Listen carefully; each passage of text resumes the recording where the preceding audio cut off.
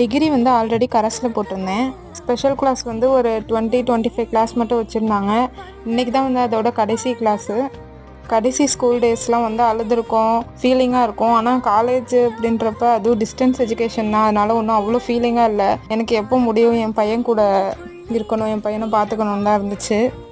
அன்னைக்கு மார்னிங் வந்து கொஞ்சம் சீக்கிரமாகவே எழுந்திரிச்சு கிளம்ப ஆரம்பிச்சிட்டேன். ஏன்னா கடைசி கிளாஸுங்கிறனால.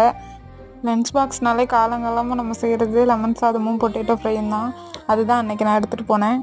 அங்கே போயிட்டு கிளாஸ் எல்லாம் அட்டன் பண்ணிட்டு மதியம் சாப்பிட்டுட்டு அதுக்கப்புறம் அவ்வளோதான் அப்படின்னு சொல்லிட்டாங்க. இப்போ லன்ச்சு தேவையில்லாமல் சீக்கிரமே எழுந்துச்சி சமைச்சிட்டோமேடா, வீட்டிலையே போய் ஏதாவது சாப்பிட்ருக்கலாம் அப்படின்னு நினச்சேன்.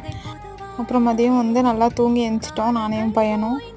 அப்புறம் போரிங்காக இருந்துச்சு, ஏதாவது டேஸ்ட்டாக சாப்பிட்ணுன்னு தோணுச்சு. அதனால பூரியும் பூரி மசாலாவும் செஞ்சேன். என் பையன் வெறும் பூரி தான் 4 வாய் தான் வாங்கினான். அப்புறம் நைட் அவனுக்கு தூங்குறதுக்கு முன்னாடி பால் கலக்கி கொடுத்தேன். மேக்ஸிமம் 1 ஆயிரம் தூங்குறதுக்கு.